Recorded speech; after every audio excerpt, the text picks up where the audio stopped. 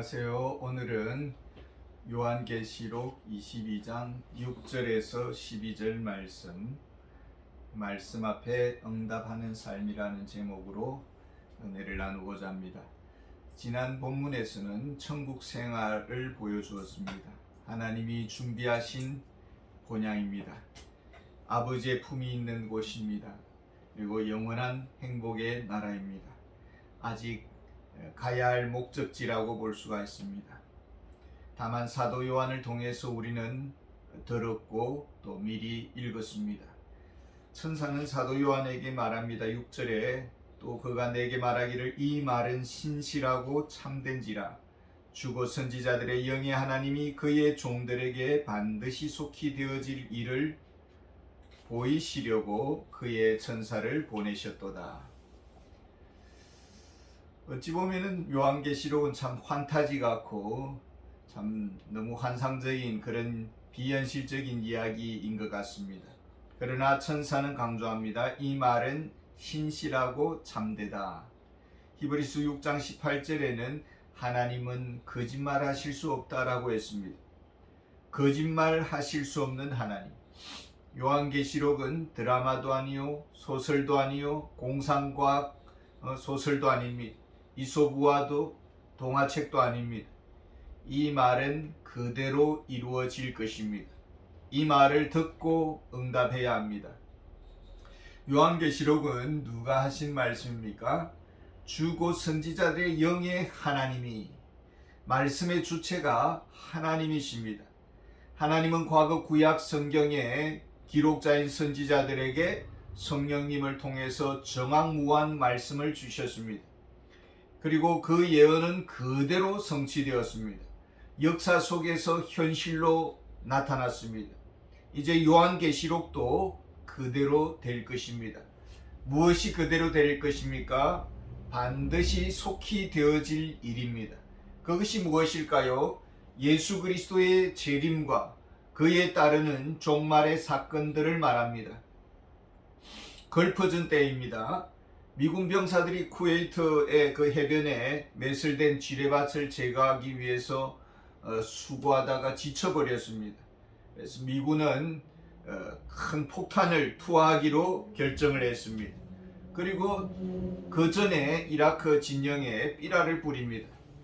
이라크군 여러분, 지금 당장 총을 내려 놓으십시오. 만약 내일까지 투항하지 아니하면 여러분은 폭탄 세례를 받을 것입니다. 항복해서 목숨을 부지하십시오. 싫다면 가만히 있다가 죽게 됩니다. 이 폭탄은 스커드 미사일보다 20배나 더 강합니다.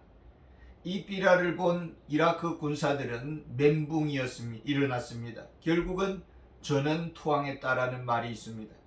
만약 이 삐라를 한갓 속임수나 어떤 공포탄으로 알았다면 어떻게 되었을까요?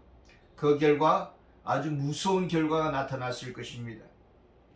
지금 하나님은 구약과 신약에 기록할 당시 사도와 선지자들에게 성령님을 보내주셨다고 했습니다. 요한계시록도 동일하게 완전 영감된 하나님의 말씀이라는 것입니다.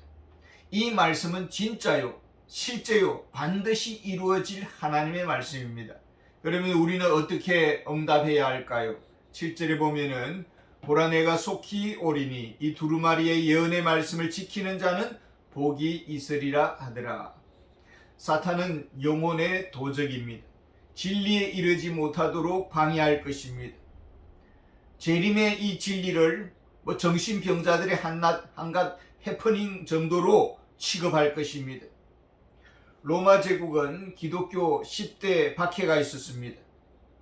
황제 숭배를 강요했습니다. 그리고 기독교로 개종하는 것을 금지했습니다. 교회 성직자들을 처형했습니다. 성도의 재산을 몰수했습니다. 교회 집회를 금지했습니다. 갈릴리우스는 황제 때에 성경을 불태웠습니다. 기독교는 이렇게 혹독하게 300년의 세월 동안 당합니다. 하나님은 이 사실을 미리 아셨고 또 이제 말씀하십니다. 이 두루마리의 예언의 말씀을 지키는 자는 복이 있으리라. 수많은 의용신학자들이 성경을 왜곡했습니다. 고등비평가들이 성경의 초월성을 난도질했습니다. 처녀가 임신했다는 둥, 무리를 걸었다는 둥, 죽은 나사로가 다시 부활했다는 둥, 이것은 다 비이성적인 비합리적인 말로 취급을 했습니다. 요한계시록을 부정하는 자들이 나올 것입니다. 요한계시록의 권위를 무시하는 비평가들이 나올 것입니다. 요한계시록을 거짓 해석하는 자들이 나올 것입니다. 요한계시록을 주신 목적이 무엇입니까? 왜 주의 재림을 기다리는 것입니까? 어떻게 주의 재림을 기다려야 할까요? 베드로후서 3장에 보면은 이 모든 것이 이렇게 풀어지리니 너희가 어떠한 사람이 되어야 마땅하냐? 거룩한 행실과 경건함으로 하나님의 날이 임하기를 바라보고 간절히 사모하라, 이렇게 말씀합니다. 천국을 사모합니다. 새하늘과 새 땅을 사모합니다. 세상 사랑을 부끄럽게 여깁니다. 그리스도의 마음을 닮아가기를 원합니다. 하늘의 영원한 상급을 소망합니다. 죄인들이 주께 돌아오도록 전도를 열심히 합니다. 잊지 말아야 할 것이 있습니다. 하나님의 말씀을 악의 괴략으로부터 보호해야 합니다. 그리고 우리가 말씀에 합당한 삶을 살아가야 되는 것입니다. 이것이 말씀을 지키는 자의 태도입니다. 8절에 보면은 이것들을 보고 듣는 자는 나 요한이니 내가 듣고 볼 때에 이 일을 내게 보이던 천사의 발 앞에 경배하려고 엎드렸더니 그가 내게 말하기를 나는 너와 내 형제 선지자들과 또 이 두루마리의 말을 지키는 자들과 함께 된 종이니 그리하지 말고 하나님께 경배하라 하더라. 요한계시록은 하나님의 종말 계획을 보여주고 있습니다. 말씀 응답을 따라서 미래 운명이 결정됩니다. 무게 있는 말씀이요 중요한 말씀입니다. 사도 요한은 직접 들었고 친히 보았습니다. 사도 바울이 한 번은 천국에 갔습니다. 그리고 돌아와서 하는 말이 내가 그리스도 안에 한 사람을 보았는데 아노니 그는 14년 전에 셋째 하늘에 이끌려간 자라. 그가 몸 안에 있었는지 몸 밖에 있었는지 나는 모르거니와 하나님은 아시느니라. 엄청난 말씀입니다. 그러나 이 말 천국에 대한 이야기를 소화해낼 청중들이 없었다고 판단된 것입니다. 그리고 사도 바울은 함구해버렸습니다. 베드로는 변화산에서 천국의 예수님을 보았습니다. 초막셋을 짓고 하나는 모세를 위하여 하나는 엘리야를 위하여 하나는 예수님을 위하여 짓겠다고 확 행설수설합니다. 사도 요한은 역사의 종말과 영원한 미래를 보았고 들었습니다. 말씀의 세계로 인도해 주신 이 천사 얼마나 고맙고 얼마나 위대합니까? 그래서 사도 요한은 그만 실수를 범했습니다. 천사의 발 앞에 경배를 하려고 엎드렸습니다. 똑같은 장면이 요한복음 19장 10절에도 나옵니다. 내가 그 발 앞에 엎드려 경배하리 하니 그가 나에게 말하기를 나는 너와 및 예수의 증언을 받은 내 형제들과 같이 된 종이니 삼가 그리하지 말고 오직 하나님께 경배하라. 분명 사도 요한은 하나님의 말씀을 듣고 참 겸손해졌습니다. 말씀의 위중함을 알았습니다. 그 말씀을 보여주는 천사를 신격화하려는 그런 실수를 범했습니다. 이때 천사가 무엇이라고 합니까? 하나님께만 경배하라고 말을 합니다. 우리의 경배의 대상은 하나님이십니다. 출애굽기 20장 4절 5절에 보면은 너를 위하여 새긴 우상을 만들지 말고 또 위로 하늘에 있는 것이나 아래로 땅에 있는 것이나 땅 아래 물속에 있는 것에 어떤 형상도 만들지 말며 그에게 절하지 말며 그것들을 섬기지 말라. 나 내 하나님 여호와는 질투하는 하나님인즉 나를 미워하는 자의 죄를 갚되 아버지로부터 아들에게로 3, 4대까지 이르게 하거니와. 우리 하나님은 당신의 영광을 결코 빼앗기지 않으십니다. 우리 인생을 향하신 진정한 사랑과 그 구원의 값을 실제로 지불하신 분은 우리 하나님이십니다. 하나님은 역사의 창조주시오 역사의 주관자가 되십니다. 모든 것이 주께로부터 나오고 주로 말미암고 주께로 돌아갈 것입니다. 골로새서 2장 18절 보면은 아무도 꾸며낸 겸손과 천사 숭배를 이유로 너희를 정죄하지 못하게 하라. 우상 숭배자는 정죄를 받게 된다라는 것입니다. 하나님께만 경배해야 합니다. 하나님께 우리가 예배하러 왔습니다. 우리가 마음을 낮추어야 되고 낮은 자세로 하나님 앞에 나아가야 합니다. 두렵고 떨림으로 예배에 임할 것입니다. 신령과 진정으로 예배를 드려야 합니다. 10절과 11절에 보시면은 또 내게 말하되 이 두루마리의 예언의 말씀을 임봉하지 말라 때가 가까우니라. 불의를 행하는 자는 그대로 불의를 행하고 더러운 자는 그대로 더럽고 의로운 자는 그대로 의를 행하고 거룩한 자는 그대로 거룩하게 하라. 영광의 미래를 보았습니다.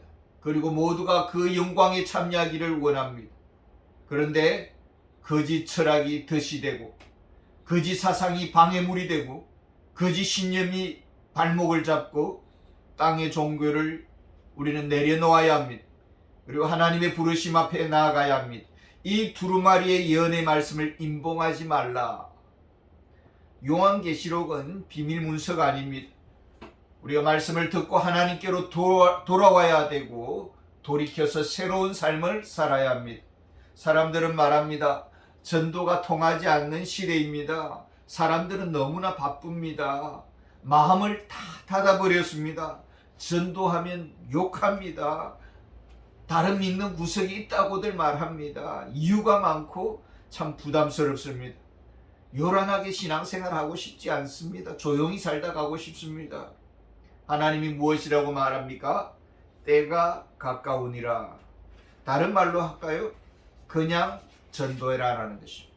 수험생이 공부가 어렵다고 합니다. 지금 슬럼프가 왔다고 합니다. 우리 학교가 공부할 분위기가 아니라고 말을 합니다. 선생님 뭐라고 말할까요? 그냥 하라는 것입니다. 왜요? 머지않아 대가를 지불해야 되기 때문입니다. 성경은 말합니다. 불의를 행한 자들, 그들 때문에 전도가 어려울 것입니다. 핍박을 합니다. 성경은 말합니다. 그냥 하라. 왜요? 듣지 않는 자는 지옥에 가서도 듣지 않을 것입니다. 전도하면 욕합니다. 그리고 내 마음이 그러면 힘이 듭니다. 성경은 뭐라고 말을 할까요? 그냥 전도해라. 왜요? 저들은 지옥 가서도 더욱 욕할 것입니다. 전도는 왜 해야 할까요? 영원한 의의 상급이 기다리고 있습니다. 전도는 왜 해야 할까요? 더욱 우리를 거룩한 사람으로 만들어주기 때문입니다.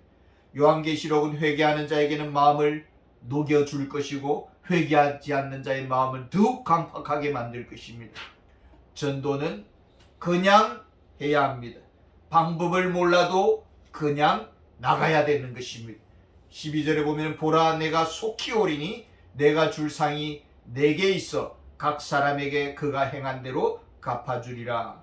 말씀 응답의 결과가 어떻게 나타납니까? 말씀을 받아 순종했습니다. 말씀을 지켰습니다. 말씀을 받아 예배했습니다. 전도했습니다. 봉사했습니다. 보상이 약속되어 있습니다. 받은 바 작은 달란트를 받았습니다. 그러나 하나님이 주신 것입니다. 보잘것없게 보입니다. 부족합니다. 그러나 하나님이 주셨습니다. 작은 일에 충성합니다. 영원한 보상을 약속하고 있습니다. 말씀에 바르게 응답함으로 은혜로운 그런 삶을 누리시는 은혜가 있으시기를 바랍니다. 감사합니다.